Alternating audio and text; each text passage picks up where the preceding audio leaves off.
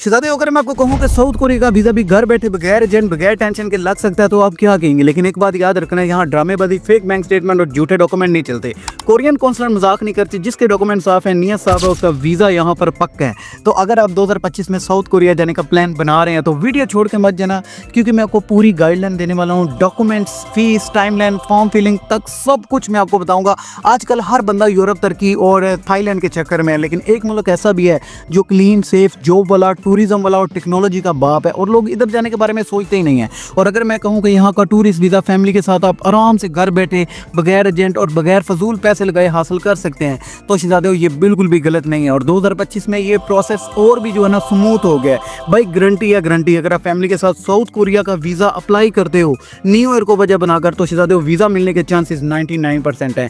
आज की वीडियो में मैं आपको कोरिया का क्लियर रूट मैप दूंगा। अगर आप 2025 में साउथ कोरिया विजिट का प्लान कर रहे हो तो ये वीडियो स्पेशली आपके लिए है, क्योंकि इस वीडियो में मैं आपको स्टेप बाय स्टेप एक्सप्लेन करूंगा कि साउथ कोरिया विजिट वीज़ा घर बैठे आप कैसे अप्लाई कर सकते हैं, ट्रैवल एजेंट के बगैर प्रोसेस क्या है, इसके अलावा आपको कौन कौन से डॉक्यूमेंट रिक्वायर्ड हैं, वीज़ा फीस कितनी है, एप्लीकेशन फॉर्म फिल हमने कैसे करना है और कितने दिन में आपको वीज़ा मिल जाता है। वीडियो के एंड तक आपका पूरा कन्फ्यूजन जो है ना वो क्लियर हो जाएगा।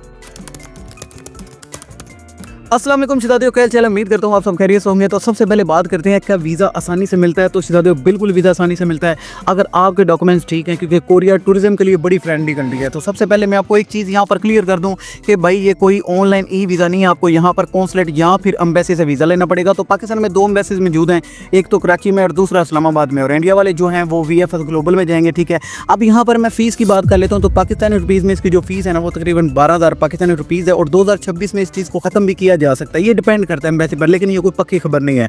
और यूजुअली अगर मैं इसके प्रोसेसिंग टाइम की बात करूं तो कितना भी टाइम लग रहा है, तो सीधा तो 10 से 15 दिन के अंदर अंदर आपका जो वीज़ा ना वो निकल आएगा। एम्बेसी बेशक आपको 40 दिन का बोलती है, लेकिन आजकल टाइम इतना ही लग रहा है। और कुछ केसेस में होता है अगर आपके डॉक्यूमेंट ठीक नहीं है या वीज़ा एप्लीकेशन फॉर्म ठीक नहीं है, तो भाई ये जो टाइम है ना वो 2, 3, 4 महीने भी आगे जा सकता है। लेकिन ये डिपेंड करता है आपका वीज़ा एप्लीकेशन फॉर्म आपने कैसे अप्लाई किया। अगर वीज़ा फॉर्म अप्लाई करते वक्त आपसे थोड़ी सी भी गलती होगी तो सीधा आपका वीज़ा जो ना वो लटक सकता है।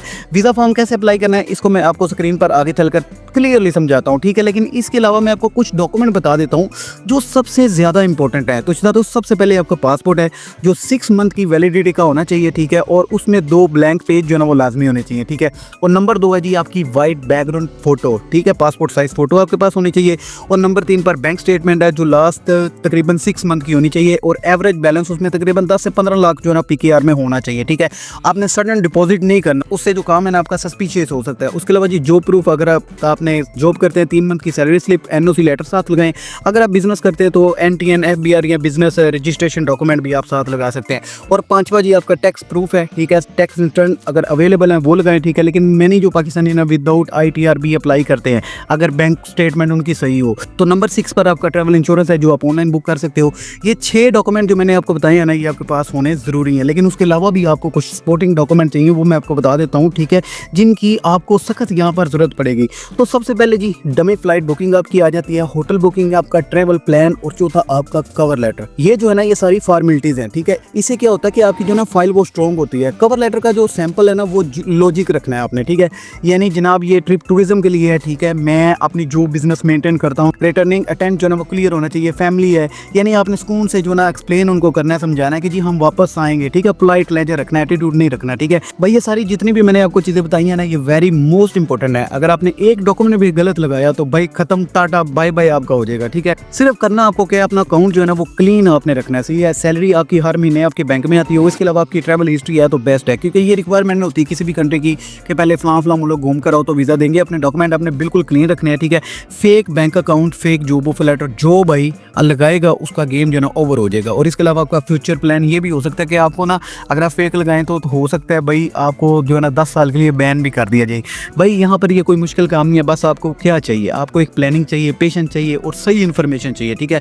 और you don't need agent, fake paper, किसी की गारंटी नहीं आपको चाहिए। You only need clean profile, simple document और कॉन्फिडेंस। भाई अगर आपका कॉन्फिडेंस है तो आपको यहाँ पर जो ना वीज़ा मिल सकता है। यहाँ पर एक चीज़ मैं आपको बता दूँ, सिंपल आपने क्या करना है, सबसे पहले एक ऑनलाइन फॉर्म फिल करना है आपने, ठीक है, जो आगे चलकर मैं आपको स्क्रीन पर दिखाता हूँ। उसके बाद आपको जो डॉक्यूमेंट मैंने बताए ये सारे आपने लेने हैं और लेकर आपने सीधा जो ना एम्बेसी में चले जाना है। एम्बेसी में जाकर आपने सबमिट करवा देना है। तो वहाँ पर जो ना आपका एक शॉर्ट सा सा इंटरव्यू भी हो सकता है, ठीक है। और इंटरव्यू में आपने बिल्कुल भी झूठ नहीं बोलना, बिल्कुल क्लियर इंटरव्यू देना है, जो आपकी फाइल में लिखा है सेम टू सेम आपने वैसे ही इनको जवाब देना है, ठीक है। और ये सिंपल सा तरीका है, इंशाल्लाह आपको 10 से 15 दिन के अंदर अंदर जो है ना वीज़ा मिल जाएगा। अगर आप फैमिली के साथ अप्लाई करते हो तो भाई सबसे बेस्ट है 2025 में इस वक्त न्यू ईयर को बेस बनाकर जो ना फैमिली के लिए वीज़ा अप्लाई करो।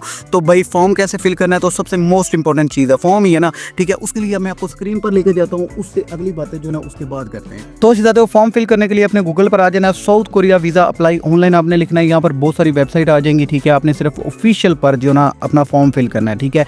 तो वीज़ा एप्लीकेशन ई फॉर्म जो आपने यहाँ पर क्लिक करना है, इसका लिंक जो ना मैं डिस्क्रिप्शन में लगा दूंगा, ठीक है। ये ई फॉर्म आपने फिल करना है, ठीक है। इसका ये ई फॉर्म आपने कैसे अप्लाई करना है, वीज़ा नेविगेटर भी इन्होंने दिया हुआ है और इसकी जितनी भी रिक्वायरमेंट है, जो चीज़ें ना ये यहाँ पर लिखी हुई हैं। अब इस एप्लीकेशन के ना 4 स्टेप हैं। सबसे पहले आपने फॉर्म फिल करना होता है, उसके बाद अपने एम्बेसी में जाकर अपने डॉक्यूमेंट सबमिट करवाने हैं, और तीसरे नंबर पर आपकी एप्लीकेशन पर व्यू होगा, और चौथे पर जो ना आपका वीज़ा इशुएंस हो जाएगा, ठीक है जी। अब जी रिक्वायर्ड डॉक्यूमेंट भी आप देख सकते हैं यहाँ पर, ठीक है। आपकी फ़ोटो साइज़ कितनी होनी चाहिए, कौन सा कलर होना चाहिए, आप डॉक्यूमेंट को भी यहाँ पर जो ना विजिट कर सकते हैं। फिल आउट द फॉर्म पर आपने क्लिक करना है, ठीक है। क्लिक करने के बाद इस तरह का इंटरफेस आपके सामने शो हो जाएगा। सबसे पहला क्वेश्चन ये है कि डिप्लोमेटिक ऑफिस, अगर आप इस्लामाबाद या कराची को सिलेक्ट करना चाहते हैं अपने हिसाब से, आप वो सिलेक्ट कर लीजिएगा। आपका टाइप ऑफ एप्लीकेशन का है, टूरिज्म है, स्टेटस ऑफ स्टे आपका क्या है, ठीक है। आपका स्टेटस ऑफ स्टे जो है ना वो है टूरिस्ट B2, ठीक है। आपने यहाँ पर वो क्लिक करना है। उसके बाद आपको कोई कंपनी ने इनवाइट किया है तो आप सिंपली येस या नो कर सकते हैं। अगर आपके पास इन्विटेशन लेटर अगर है तो उसकी डिटेल आपको देनी पड़ेगी। उसके बाद ये पर्सनल इन्फॉर्मेशन है, यहाँ पर आपने अपनी फ़ोटो अपलोड करनी है। उसके बाद अपना फर्स्ट नेम, फैमिली नेम, अपना उसको क्या कहते हैं, डेट ऑफ बर्थ आपने सेलेक्ट करनी है, सेक्स अपना सेलेक्ट करना है। उसके बाद नेशनलिटी अपनी और कंट्री ऑफ बर्थ आपने सेलेक्ट करना है, और नेशनल आइडेंटिटी कार्ड आपने यहाँ पर लिख देना है, ठीक है जी। अब उसने लिखा है आपका कोई निकनेम है, तो मेरा नहीं है, मैं नो कर देता हूँ, ठीक है। उसके बाद ये लिखना है कि आप कोई किसी अदर कंट्री के सिटीज़न हैं, यानी आपके पास कोई पासपोर्ट है तो आप नो कर दें, अगर है तो आपको उसकी डिटेल देनी पड़ेगी। उसके बाद ये अपनी पर्सनल पासपोर्ट की इन्फॉर्मेशन देनी है, आपका पासपोर्ट कौन सा है, ठीक है, पासपोर्ट का नंबर क्या है, उसकी एक्सपायरी डेट क्या है, इस खाने को आपने छोड़ देना, detail of visa issuance confirmation को, ठीक है। उसके बाद ये अपना कंट्री ऑफ इशू और इसके अलावा प्लेस ऑफ इशू, अगर कराची, लाहौर, इस्लामाबाद किसी भी सिटी से है तो आपने वो लिखना है, डेट ऑफ इशू उसकी लिखनी है, ठीक है। और उसके बाद आपके पास कोई अदर वैलिड पासपोर्ट है, मेरे पास नहीं है तो मैं सिंपली इसको नो कर दूंगा, अगर है तो आप उसकी डिटेल भी आपको देनी पड़ेगी, ठीक है। अपना कॉन्टैक्ट नंबर देना है, एड्रेस इन होम कंट्री, अपनी सिटी, अपने घर का नंबर या एड्रेस जो है वो लिखें, नंबर दें, फ़ोन नंबर दें, अपनी ईमेल दें, ठीक है।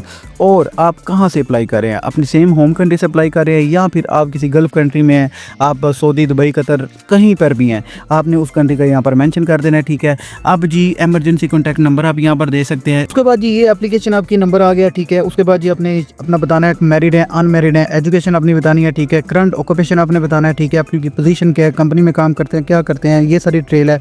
और डिटेल ऑफ विजिट, आप सिंगल एंट्री लेना चाहते हैं, डबल या मल्टीपल, आपका कब का प्लान है, कब से लेकर कब तक आपने अप्लाई करना है, ठीक है। उसके बाद जी आपने पहले कभी पास्ट 5 ईयर में विजिट किया है, येस या नो, मैंने नहीं किया तो मैं इसको सिंपली नो कर दूंगा। Have you visit any another country, मैंने की है तो मैं येस करूंगा।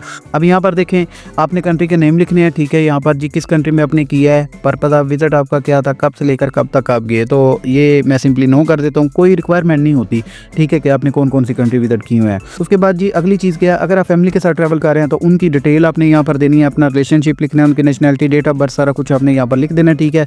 अगर आप अकेले कर रहे हैं तो आप इसे छोड़ सकते हैं। आपकी फंडिंग डिटेल आ गई जी, आप कितना पैसा वहाँ पर खर्च करेंगे, आपकी कंपनी का नाम क्या है, टाइप ऑफ स्पोर्ट आप कैश पे स्पेंड करेंगे, ठीक है। कॉन्टैक्ट डिटेल इन्होंने लिखी हुई है, ठीक है। और असिस्टेंट विद दिस फॉर्म, अगर आपको किसी ने कोई फॉर्म फिल करके दिया है तो आप येस या नो कर सकते हैं, मैं सिंपली नो कर देता हूँ। और आपने कंप्लीट दिस फॉर्म पर क्लिक कर देना, आपका फॉर्म जो है ना वो कंप्लीट होगा। डाउनलोड आपने कर लेना, डाउनलोड करने के बाद आपने अपने सपोर्टिंग डॉक्यूमेंट जो मैंने आपको बताए हैं वो सारे ओरिजिनल लेकर एम्बेसी में अपॉइंटमेंट लेकर चले जाना है, ठीक है। तो स्क्रीन पर आपने देख लिया कि फॉर्म कैसे फिल करना है। अगर आप यहाँ तक आ गए हैं तो यहाँ तो ये मैं समझ लूँ कि आप फॉर्म फिल कर रहे हैं या फिर आप फॉर्म फिल कर चुके हैं। तो इसके बाद ये क्या करना है, सिंपल सारे डॉक्यूमेंट जो मैंने आपको सारे बताए हैं ना ऊपर, जिसमें आपका टिकट है, टिकट और होटल रिजर्वेशन है, आपका डे बाय डे प्लान है, कवर लेटर है आपका। इसके अलावा आपकी इंशाल्लाह आजकल जो न्यू ईयर की बेस है ना, अगर आप बनाकर फैमिली के साथ अप्लाई करते हैं ना तो आपको वीज़ा जो ना ज़रूर मिलेगा। ये सारे डॉक्यूमेंट आपने लेने हैं, बिल्कुल क्लीन रखना है अपने अपना ट्रैवल प्लान, ठीक है। फेक डॉक्यूमेंट आपने नहीं लगाना है, ठीक है। अगर फेक डॉक्यूमेंट सबमिट करवाएंगे तो आपका वीज़ा जो ना वो रिजेक्ट हो जाएगा। तो यहाँ पर मैं एक चीज़ क्लियर कर दूँ, लोगों को पता है कि यार जो साउथ कोरिया में काम कर रहे हैं वहाँ पर साउथ कोरिया में कितना काम है, सैलरीज आपको यहाँ पर हाई मिलती हैं। तो अगर आप साउथ कोरिया में जाते हैं विजिट वीज़ा पर, कि काम अलाउ नहीं होता विजिट वीज़ा पर, ये इलीगल होता है, ठीक है। आपने सिर्फ जॉब ढूंढनी है, आप जॉब सर्च कर सकते हैं। आई होप आज की वीडियो काफ़ी ज़्यादा आपके लिए हेल्पफुल होगी। चैनल पर नहीं है तो लाइक और सब्सक्राइब लाजमी कर दीजिएगा। मिलते हैं एक नई इन्फॉर्मेशन के साथ। Thanks for watching. अल्लाह हाफिज़।